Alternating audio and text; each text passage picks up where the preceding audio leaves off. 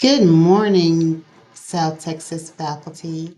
I am Wanessa Wingfield, your South Texas College of Law instructional designer, and I have been working on a small project to help you all out in the upcoming fall semester. I have been working to complete a template for asynchronous courses as well as synchronous courses.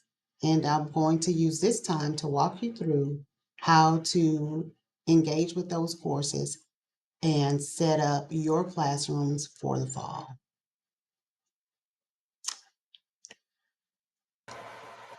Here we have the synchronous course template. And if you are teaching an asynchronous course, there won't be a lot of difference, but I will attempt to point out the differences between the two templates. So with this template, the design is, as I said, very similar to the asynchronous template. You have your banner that can be edited.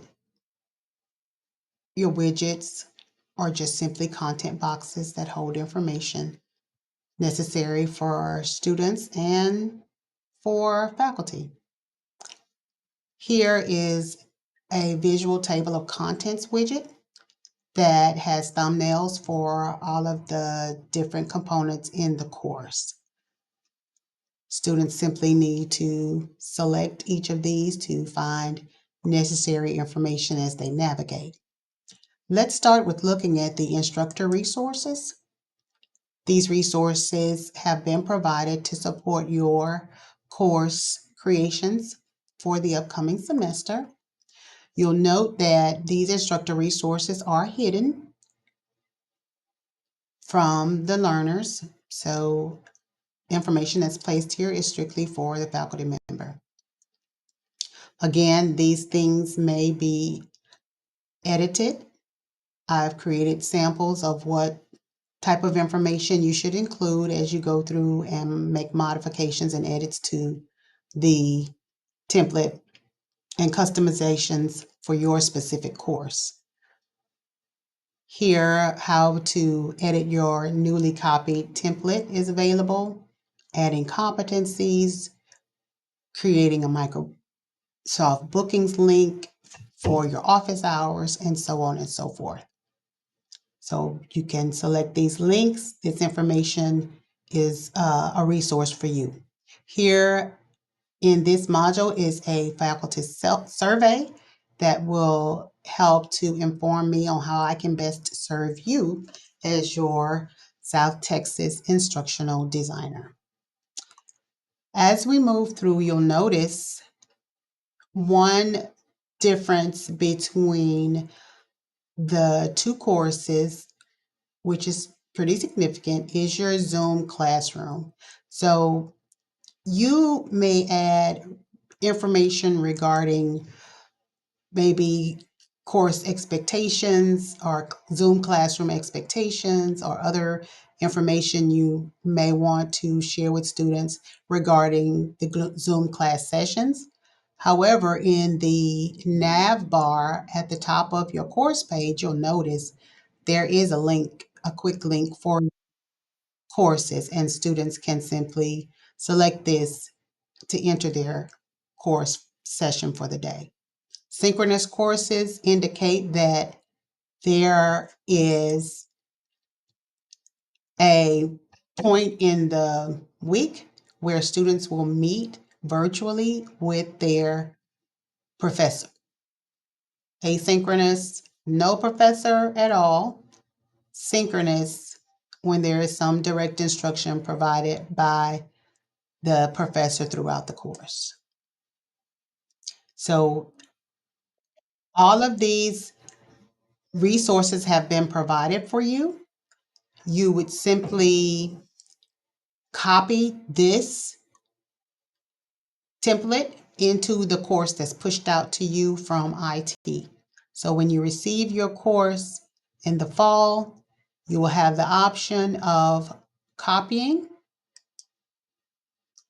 the course components from the synchronous course template if you're providing direct instruction via Zoom, copy the Synchronous course template into your course. I ask that you not remove this information regarding where students start because it shares information that guides students on navigating the course. Office hours, library resources, all of these things are provided here so that students have a well-informed and seamless format to their courses across the board. Any modifications you make may be under course information, Zoom, Classroom, students start here. You can open and make those necessary adjustments here. But I would ask that you maintain the module because these formats are based on the SUNY Quality Course Review format that has research-based platforms for high quality courses that meet the industry standards in the current trends of online education. As we scroll down, you'll notice that I've added a course module exemplar and it is hidden from the learners. But as you open, you can get an idea of what should be contained within your modules for each week. When you are providing live instruction via Zoom, you may not need as many things as you see here.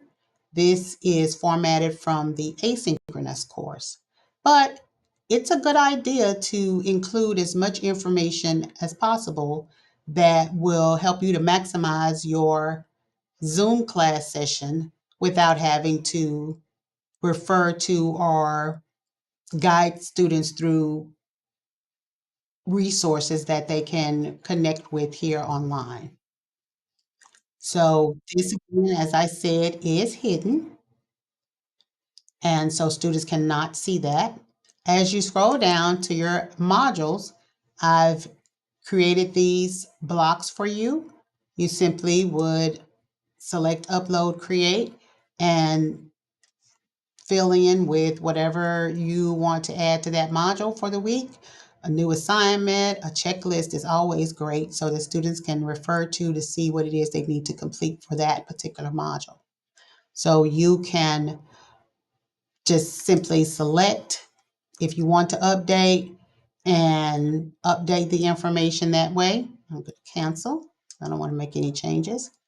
If you want to change the title, which you'll need to because I just have that the name or the subject will go here. So you just simply edit title. In your instructor resources, I'm going to select that once more. How to edit your newly copied template is there. So it will walk you through those processes. You don't have to be overly concerned with that.